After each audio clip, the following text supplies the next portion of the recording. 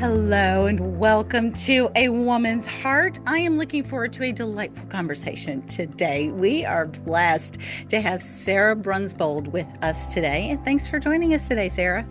Thanks for having me. It's a pleasure to be here. You are very, very welcome. And as I mentioned to you, I always like for myself to get to know you a little better and let my audience get to know you. So tell us a little bit about yourself and something fun that isn't normally in your bio. Oh, absolutely. So I write women's contemporary fiction set in the Midwest because that's what I am. I am a Midwest girl through and through. I grew up on a farm outside of Hannibal, Missouri, and I currently live in the Kansas City area, Okay. on the Kansas side specifically. And my husband and I have two almost grown daughters. They Okay. are teenagers, and Hmm. one very senior and alpha dog named Jack. And one thing that I absolutely love to do besides write and read is watch documentaries. Oh, And I'm okay. blessed to have a daughter who also loves Oh, that documentaries. that And is a blessing. Not all teenage yeah. daughters want to watch a documentary. No, she is absolutely fascinated with them, just like me. And we love to watch, find the latest documentary on Netflix or Hulu or whatever the service is, and then talk about it and dissect it, especially cr true crime documentaries. Oh, We just okay. love that sort of thing. So that's what I do in my off time. Okay. Well, that was going to be one of my questions is do you like to watch the documentaries for the history of it or just the fact finding? But if you said true crime, that's not really to me, that's not necessarily for the historical reasons.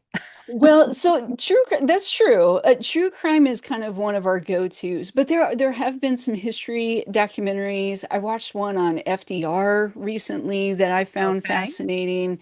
Um, so there are some historical, more innocent, if you will, not crime-related documentaries that we also enjoy.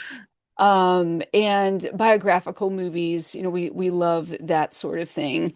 So it's Okay. kind of runs the gamut, but just I love studying people and studying Hmm. stories and how did they get to be where they are and who they are. I just find that very fascinating, and documentaries help me do that.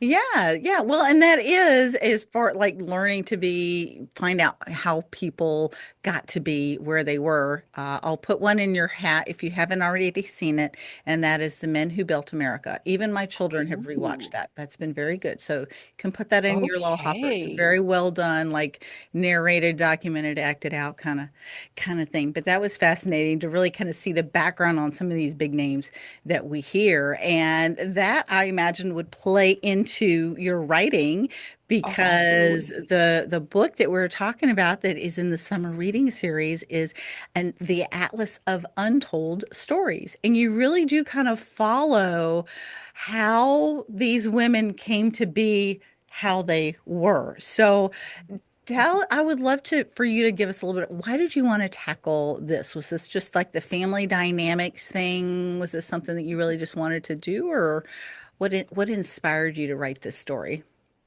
So, a number of factors kind of came together to inspire this story. So, the story itself is about a mom and her two grown daughters who go Mhm. on a road trip around the Midwest, discovering places associated with American literature. So, that could be the author's hometown, or it could be where the author set their work or Mhm. was inspired to write the setting for their book. And so I wanted to write a book like that, first of all, because I love the Midwest, as I have established, Yes. and I was an English major in college, so I was very familiar with the American literature connections that the Heartland has. And I kind of wanted to celebrate that, that literary heritage that America's Heartland has. Yeah. But it was also that mother-daughter dynamic that I wanted to explore as well, to the Yeah. backdrop of this road trip based on books. in the story, the mom has two grown daughters, so in their Hmm. 20s and early 30s. Yeah. And I'm in that motherhood stage where my girls are getting ready to launch. Yeah. My oldest one is getting ready to go to college in the fall. And so I definitely wanted to explore this idea of how that cycle, the generational cycle of mother to daughter Yeah. plays out over the years, and how one generation can influence the next in good and in bad ways, or Yeah. not so great ways. Hmm. And so all of that kind of came together to create this story that is steeped in books and steeped in American literature, but it's also this exploration of moms and daughters and granddaughters and grandmothers, and how all of that comes into play when you're sort of discovering your path in life and who you are, Yeah. because each one of the women is on that journey, on Hmm. that emotional journey to discover who she really is. Yeah. And for the mom, it's sort of unlearning some of the lies that she has been believing all of her life. Yeah. And for her daughters, there's a little bit of, for one of them, also an unraveling of lies that she has believed. But for the youngest especially, it's sort of leaning into this nudge that she has inside of where she believes the Lord is leading her. And it's wildly impractical to her Yes. very practical mother. And so she's on this journey to kind of not only reach for what she believes the Lord is pushing or nudging her to, but also sort of getting her mom to view things in a different way. Yeah. That it's okay to let go of some of the lies that she's believed and embrace some of the promises that we have through Christ. Yeah. Yeah. Well, and one of the questions I like to ask early on, and I expect it's related to some of the things you just said, is what are you hoping that people will get out of the book or our conversation today? What are you hoping that they'll take from that? I think for the book, the biggest hope that I have for readers who read the Atlas of Untold Stories is to discover those untold stories between yourself and whoever it is in your life that is most important to you. Maybe that's your mom, maybe that's your daughter, maybe it's your sister. Um, but we all carry around untold stories within Yeah. us. And We do. there are different reasons why we have not shared that part of ourselves. Maybe it's fear, maybe it's pride, maybe it's grief or hurt. Um, but we all carry around something inside of us that it feels too vulnerable to share with others. And it takes a lot of patience to kind of draw that out of someone you love. So my Yeah. biggest hope for people who read this story is that they would be willing to have that grace and patience with others who are important in their lives to draw that out. And because we think we know people in our lives well, Hmm. but chances are we don't know them as well as we think we Yeah. do. And when we discover those untold stories, we kind of get a much fuller picture of who they really are and how they came to be who they are. Yeah. And I think for our conversation, I think one of my biggest hopes is that maybe that listeners would be willing to let go of some of that sense of vulnerability and let that untold story shine forward to more people in their lives, because there could be a likelihood that there's someone in their life that is wanting to come alongside them and Hmm. support them and Yeah. encourage them on this journey that they might think that the Lord has them on.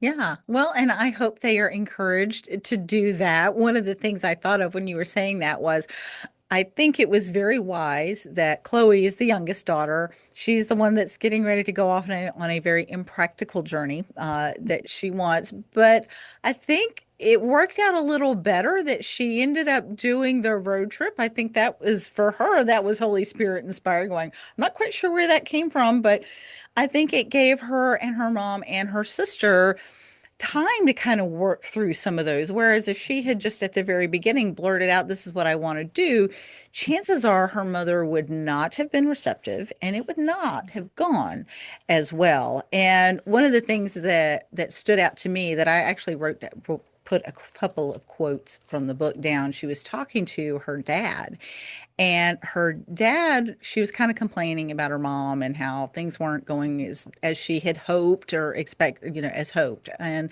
he said that every person has a heart's desire.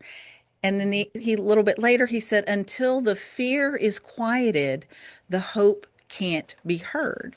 And to your point of those things that we may or may not know about someone, that if they're so, her mother was so full of fear, she couldn't see anything else. And it wasn't until they were able to break through some of that fear that her mother was able to be the least bit receptive Mhm. to any of it. And how much of that has maybe played it, have you seen in some of your relationships and some of the journeys that you've taken in life? Ooh, that's a good question. I think fear plays a part in all of our lives, for sure. But I think specific to Edie, the mom's fear, a lot of that is rooted in a fear of abandonment or a fear of being too big, being too loud in life, and always being taught to be restrained. She learned that very early on in Yeah, her you did. childhood. And there are women in my life, older women in my life, who I think grew up with that sort of same mentality or that Mhm. same teaching.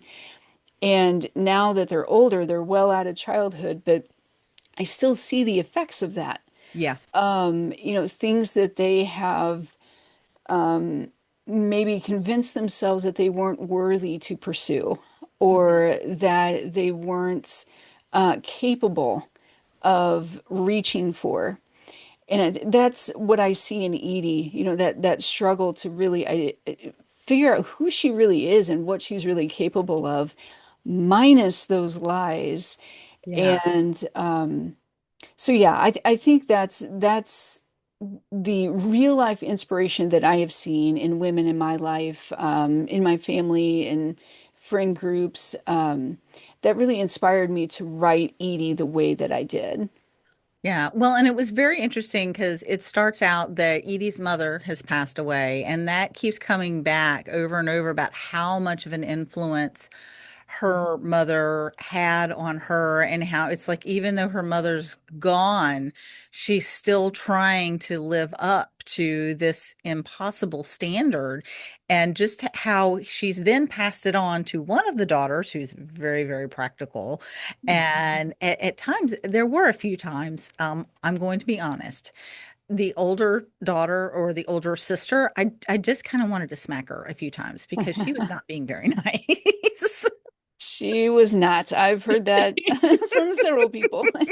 I doubt I'm the only one that just kind of wanted to go, really? Really? Was that Yeah, really necessary? Your sister may be off on a dreamland or what you think is a dreamland, but at the same time, you don't have to do that. That's not very right. nice. Oh, oh, and one of those scenes was the older sister very much felt a strong conviction that she needed to give her little sister a dose of reality and was trying to squash all of the things. I think they were at a thing for the Wizard of Oz. And she talked about how he ended up not making money and all that. But yet we look at the Wizard of Oz and everything that's come out of that and the movies and the books and just how much of a classic it's endured. And now you've got Wicked and the all, all of that. And I really have to I will hand it to you as the author because you're the one that wrote this. But when Chloe kind of thought about what her sister was saying about how he didn't end up making a lot of money, but she says to take risks, to give others something of value, to create something that resounds with the human experience, which probably required him to tap into his own vulnerability and hurt. Said not all success can be measured in dollars. Hmm. And how much of that when you were writing this scene, how much, because as a writer, sometimes we may not know the impact that we have now. So And it is true. a risk to put out of that. How much of your own vulnerability was in that one? That is 100% a statement that came from my own experience that Chloe shared there. So in my own personal pursuit of this dream of writing, so I mean, this is a dream that has been with me since childhood. Middle Mhm. school was when I first started dreaming of being a novelist.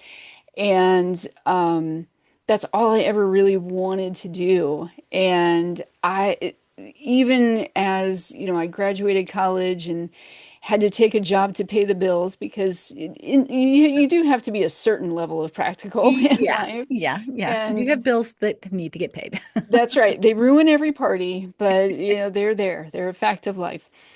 And so I'm working in this job that I don't really care or that I don't really feel like I'm thriving in. I'm Mhm. succeeding by world standards, Yeah, by worldly standards, but on a soul level, I just feel this ache for something more, this draw to this dream, this nudge that God has placed in my heart from a very young age. And, I had accepted this advice from people that you have to find the thing that's going to pay your bills. And yeah. that's the thing that is almost always emphasized. It's the financial side of things. Hmm. Yeah, It's how are you going to be? We often believe that productivity is the same as money somehow. It's like it's all tied together. yeah. And but that's not necessarily how God works with the passions and Mhm. the nudges that he puts on us. It's not necessarily to the end of it's not necessarily to a financial end. It's Yeah, to a much greater purpose. And that's hard to quantify, and it's hard it to is. explain that to people who don't necessarily share that same vision. And so I definitely experienced that in my journey to being an author of people who were close to me who didn't really understand why I would spend so much time and so much effort on something that didn't make money. Yes. Um, and and that's something that Chloe is sort of walking through as well. And in my own journey, I had to come to that realization that if God has put a desire on your heart that is God honoring, and it's not something that's just gonna, you want it just because you want some sort of selfish ambition, whether that's fame or fortune or whatever the case may be. But it's a desire on your heart that will not die, that will not go away, and it aches when you try to deny that it's there. I was feeling that ache of like, no, it's there, and I need to Yeah. acknowledge it. Chances are that, I mean, that is, for me, that was a clear sign that I needed to put effort to what I thought that God was, or believed that God was nudging me toward. And Hmm. that was to be a novelist. And it really wasn't until 2012 that I got serious about it. It's like, okay, Lord, if this is the path that you are wanting me to take, I will take the steps in obedience and I will put the discipline to it. I will put the time to it. And I am going to trust that if this is the path that you have set me on, that you will reveal the next step, that you will open the next door, that you will put the right opportunity in place as the time when the time is appropriate. And sure enough, that is what happened. And the whole time I was walking, I was still getting those messages from people around me of, well, this isn't practical, or Yeah. this isn't something that makes money. And Hmm. in my heart of hearts, I was like, that, but that's not what I'm after. There is something else here. Writing, as you said, it does require a lot of vulnerability, both putting emotion and sort of pieces of yourself on the page, but also vulnerability in the sense that you have to trust that the Lord is going to carry you if this is the path that he has for you. Yeah. Even if you can't see the next step, it is there and he's going to show it to you when the time comes. That takes vulnerability to trust and to believe, Yeah, it does. and to have faith. Faith comes with a lot of vulnerability. Um, so yeah, so just following that path and knowing that I wasn't in it for worldly gain. I was in it because I believed that I was doing the obedient thing, and the worshipful thing. I think God gives us passions and gifts as a way to return worship to Him. And so that's what writing became for me. It has Yeah. become this act of worship. And thank you for, the time to write, the opportunity to write, the health to write, the ability to write. So yeah, so coming at it from this perspective of it's not what the world sees, it's what God is showing me through it. Yeah, well, and I find it interesting that you mentioned the writing as a form of worship. And I actually read something this morning in a devotional Bible study that talked about changing our perspective on work, as opposed to Mm. work being just something we do because we have to, and then we end up procrastinating or we drag it.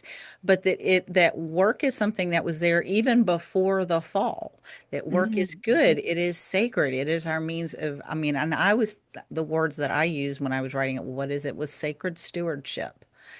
That Ooh, I love that. that work is not just something we do and we have to slog through, that it should be work to the Lord that He's given us. And that if we can look at it from that perspective, it's not such a drudgery anymore. Mm. And that we don't necessarily want to procrastinate on it, because that's one of my things. But that I think has more to do with people pleasing and perfectionism.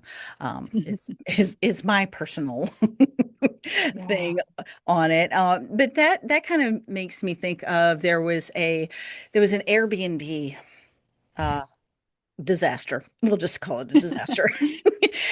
Good And word. yes, and Chloe was so disappointed because whereas it was not the ideal situation, that she really was like, oh, but we could do this and we could make the best of it. And she was coming up with all these different ways where they could still make memories and make an uncomfortable and situation into a wonderful memory. But her sister and her mother were not so keen on that perspective at all. And one of the things that she was thinking of later was that where they saw lack, there was really a blank canvas ready to receive whatever their imagination could apply to it.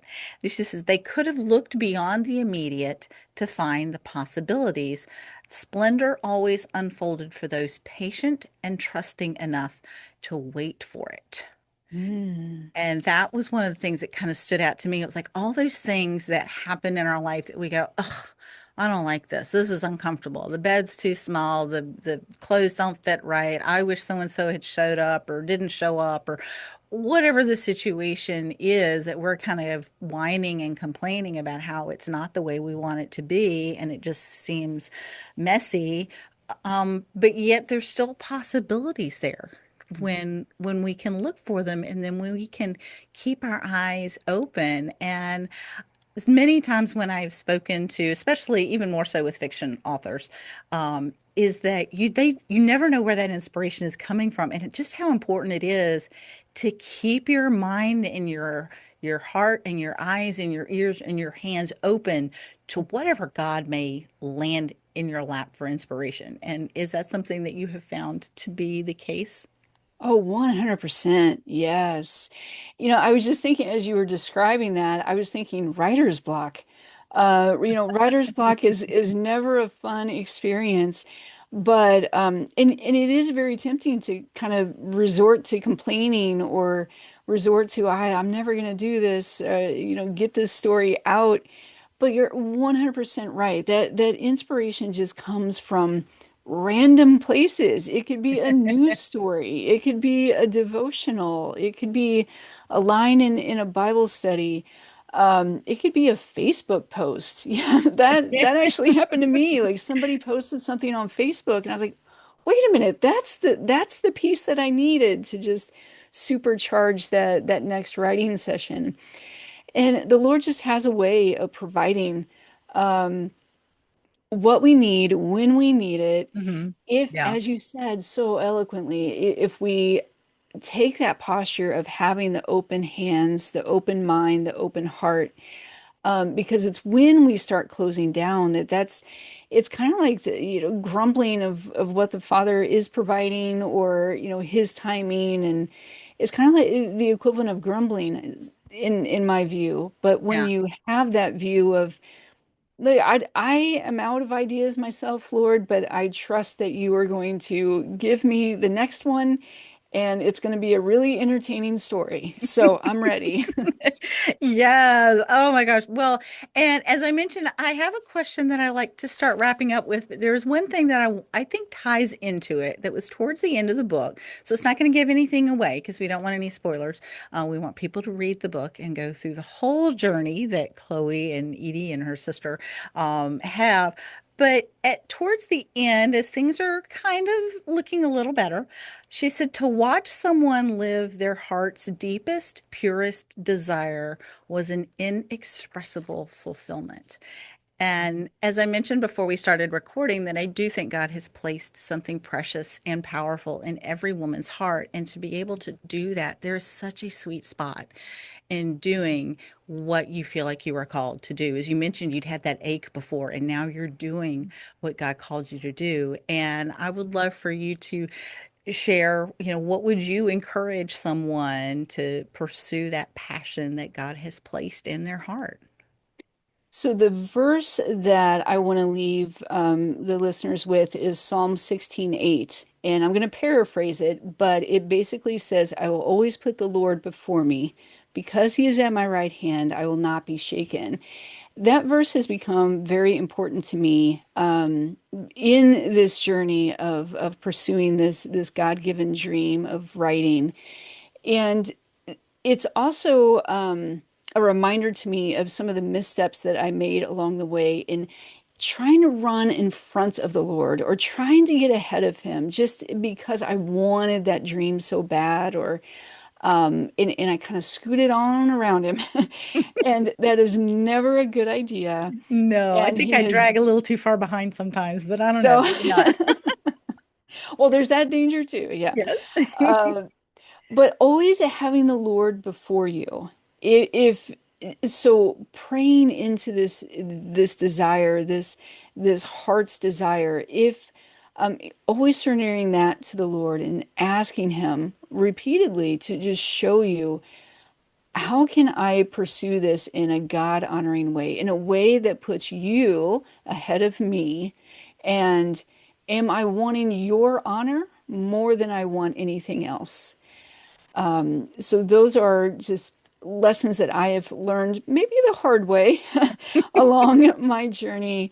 But Psalm 16:8 is such a great verse to hang on to and to pray over this heart's desire that you have. Yeah, well, and I love that perspective because sometimes we do, if we have a desire to write or speak or my podcast, sometimes there's a lot of comparison and there can be Mm, awards, and sometimes you kind of go, oh, am I doing this for my own ego? But yeah, if we're keeping the perspective of I'm doing this because if I don't, I feel like I'm going to just like burst or whatever that, and just having that God honoring perspective of, no, I'm mhm, doing this because for me, I just think all these stories that I get to share are amazing, and I want them to encourage other people and encourage them to do what they want to do.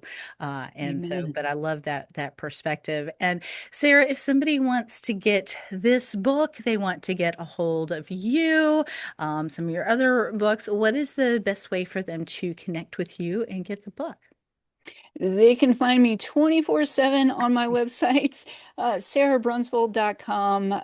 All of my books are listed there. Buy links are there. And there's also an opportunity to reach out if you have a question, a prayer request, or book club visit request, Mhm. anything of that sort. I'd be glad to hear from you.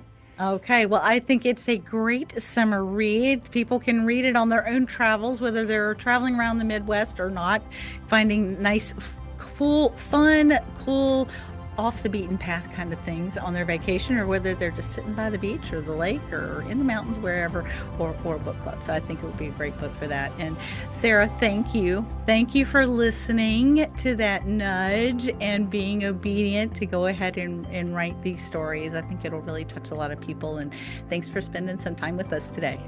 Oh, thank you for having me, Lisa.